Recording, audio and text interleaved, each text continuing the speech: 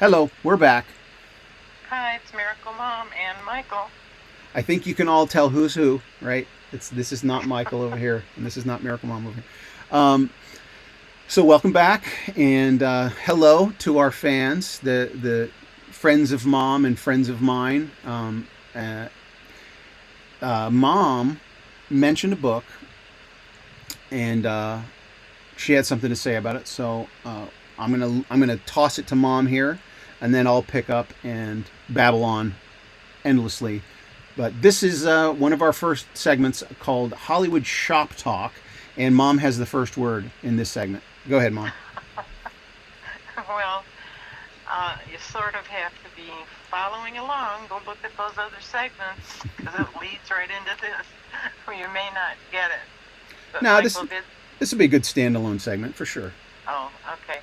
Michael did. He sent me a book several years ago entitled "The Moral Premise," and when I got it, I started reading through it, and then I had a lot of difficulty relating to it because it's specifically designed to speak to the industry that Michael is in terms of movie projects and that sort of thing. So it really had to do with writing scripts and that kind of thing. So it was a little bit hard for me to follow, not being in the industry. However, I don't know if I can say this either. So we may scrap this whole episode. Go ahead, Mom. It's just that, as I've kind of followed along and you've kept me apprised of the project that you're working on, Uh huh. and began to share, a little more and a little more and a little more with me. And, then I was becoming attached to what you're doing. Mm-hmm. And I picked the book up and I started reading it again, and now it's making more sense to me. Oh, that's interesting. So, it was at a point where you sent it when I knew nothing, Yeah. actually, Yeah. about your project. Well, it was long before I was even on the project. I sent you that Yeah, book. exactly. And I thought, why did he send this to me?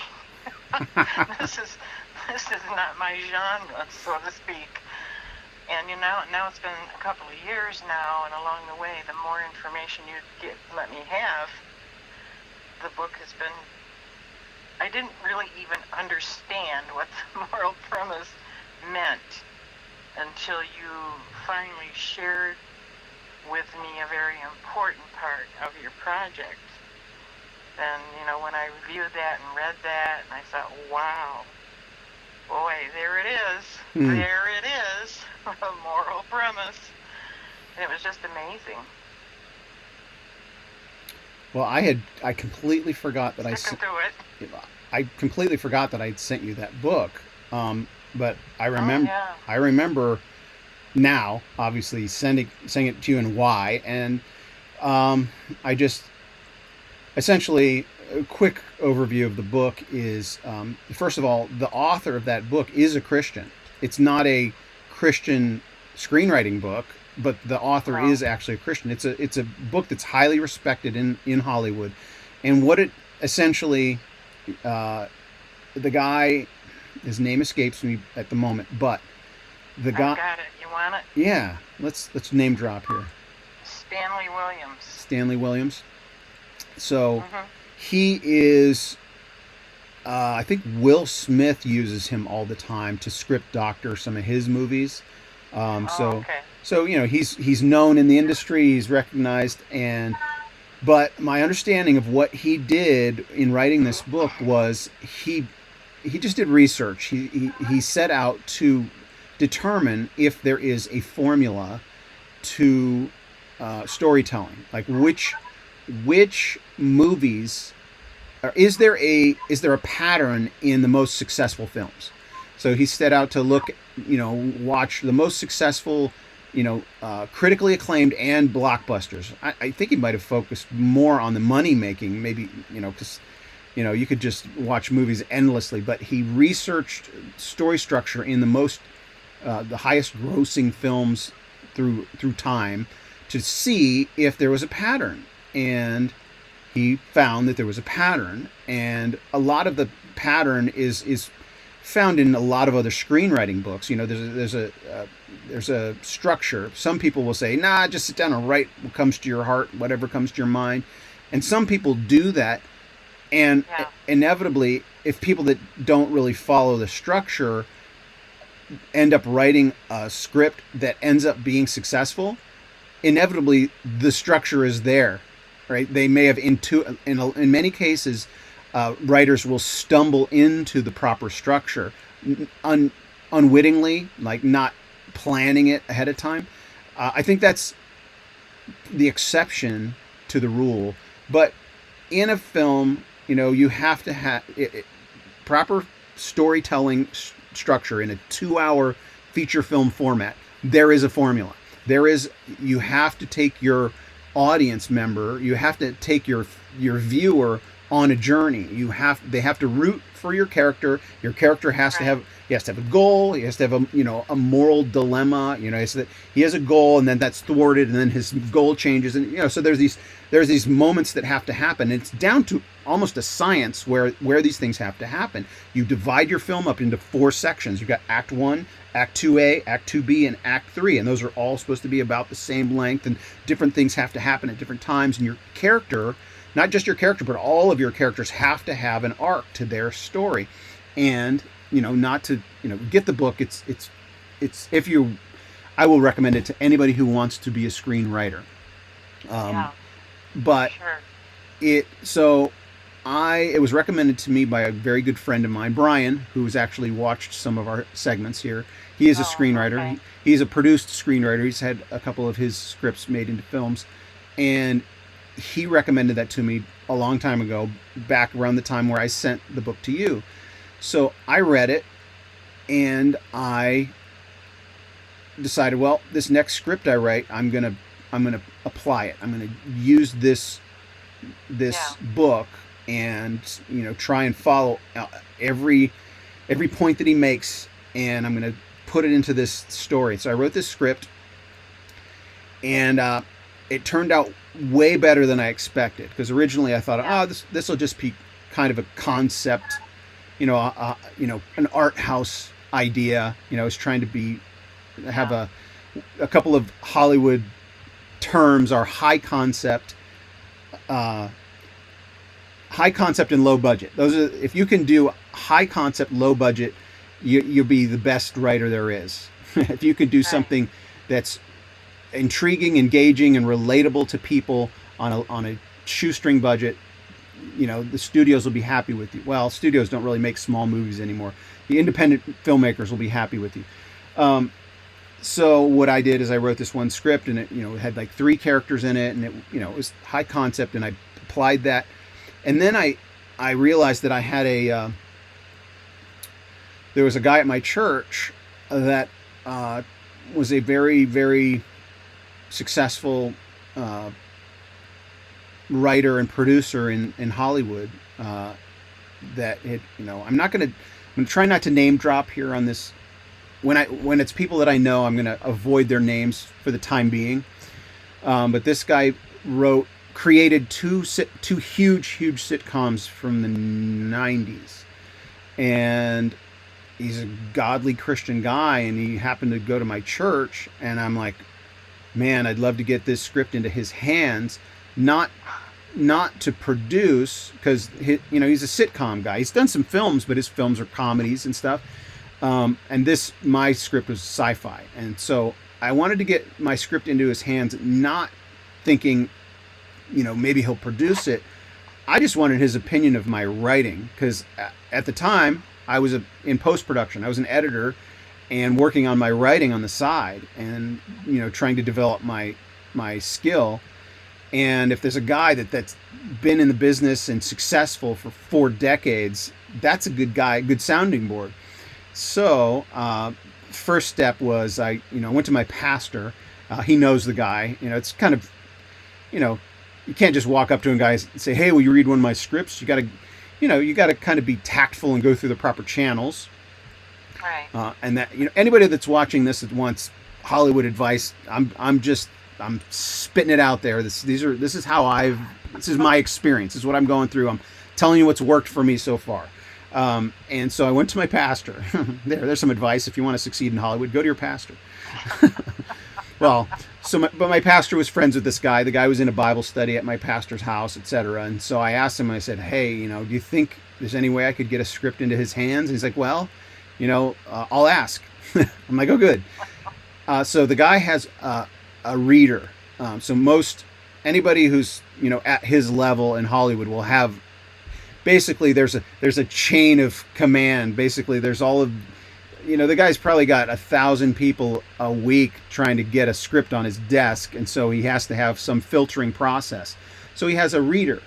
And some people have multiple readers. He's like, well, so I got it to his reader, and that guy read it, and also happened to be a Christian, so that was good. That guy read it, and he really liked it, but he had notes for me. He's like, you know what? This isn't ready to send to him, to my boss. Yeah. Right. Here are my suggestions. And so this is, this is, a low level guy, but there's readers all over Hollywood reading scripts, and either passing on them or recommending them. And that's what you want. You want to recommend. So he gave me notes. He said, if you do these notes, it'll probably be in the right shape to pass it up the chain. So I did, and I took a while. I took several months to do this guy's notes, and he was right. I mean, this reader, he was good.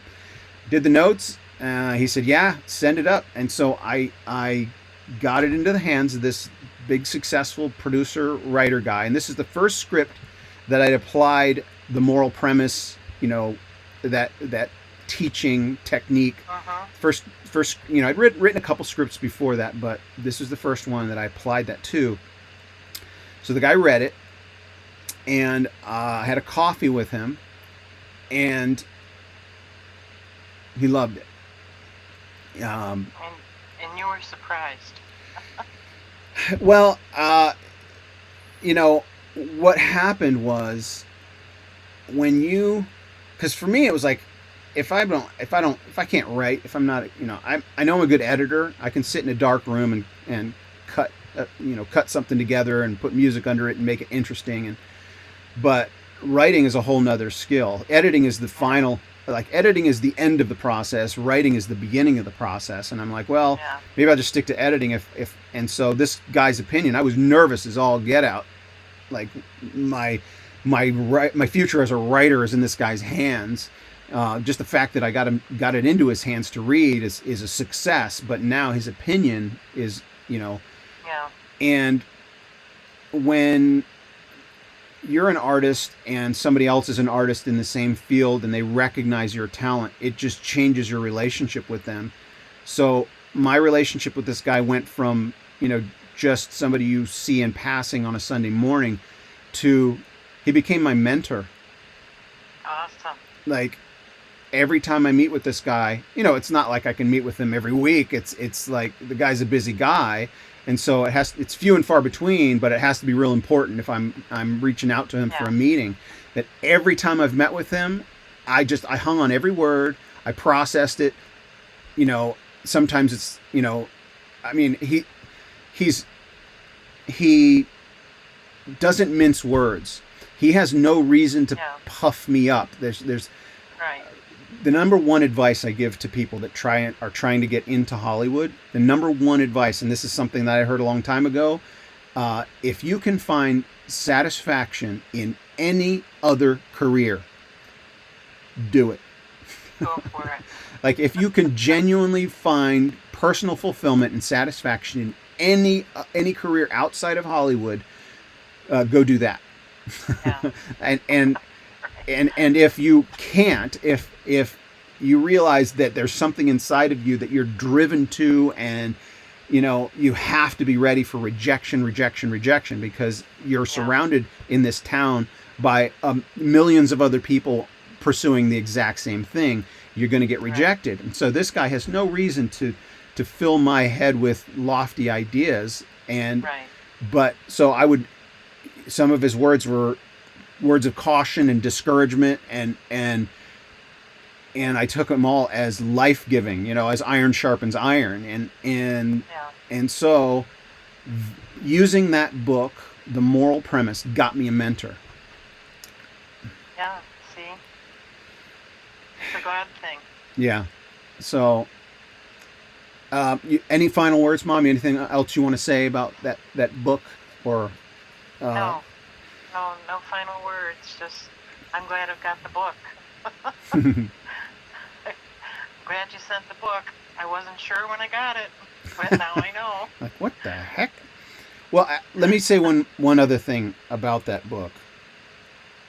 This could probably be a whole segment on its own, but for another time, I'll maybe expound upon this. One of my other hobbies or passions is Christian apologetics, right? Philosophical and scientific arguments for the existence of God, and the validity and the truth of the gospel. And one of the things that is kind of a hallmark of Christian apologetics is the recognition of patterns in nature. When you recognize patterns in nature, those are signs of intelligence, right? So, if you walk out on the beach and you see a circle of like 15 rocks in a perfect circle, you don't think the waves wash them up. You think some kid or person was out there playing in the beach and put them there, right? It was Right. an intelligence that causes patterns to exist in the world around us. We recognize instantly when intelligence was involved. And so, Right. what were we going to say? Well, no, that's why Scripture says, we are without excuse Right. on the planet. Right. Nature speaks forth. Well, You may never have a Bible in your hands to read God's word, but if you're living on the planet, looking around you closely, there's no question about a creator. right. Well, because I read the moral premise and learned the pattern of effective storytelling, basically that's what the moral premise is. It really outlines the most effective pattern structure for storytelling in feature film format. It applies to other like TV as well. All these principles apply, but specifically to the storytelling format, which feature films are the biggest way we've been telling stories.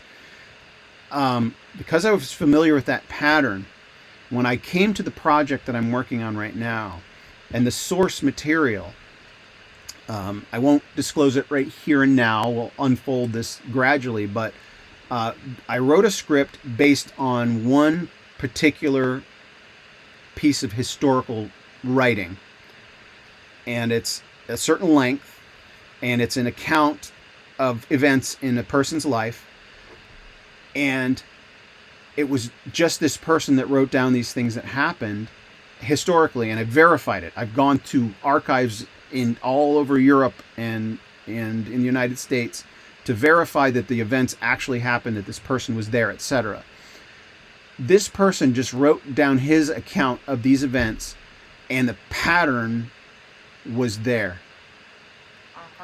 And Hollywood screenwriters force the story into the pattern, right? They're gonna make their story fit the pattern so that the story is interesting. They'll cut things out of this character's life, or they'll make up stories and force it into this pattern, and that takes intelligence. It takes a writer to think it through and create scenarios intelligently to make this pattern, to flesh the pattern out. And I recognized, because I had read the book and actually applied it, in a fictional account of a character, so I understood how the pattern worked.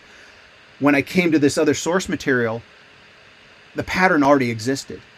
It was something that happened in history, and the writer started at the beginning of where that pattern would start and ended where that pattern would end. And it's like, wow, this is the most incredible Hollywood story I've ever seen or read. And it wasn't a Hollywood story, it was an actual historical account. So it's in a pattern in nature, an intelligence. It's as if an intelligence preordained the events in this character's life and motivated him to write it down a certain way. He just wrote it. This is what happened. So, ending on that, that's a tease for later on, the Hollywood Shop Talk segment. And Miracle Mom is under a non-disclosure agreement. So far, so good, Mom. Okay. I'm watching it. I'll have to sue you. Well, good luck on that. Yeah, right. No, I'll just edit it out. Right, there you go. All right, let's wrap it up. I think this is kind of a longer segment. Love you, Mom. Okay, love you too. Bye, everybody.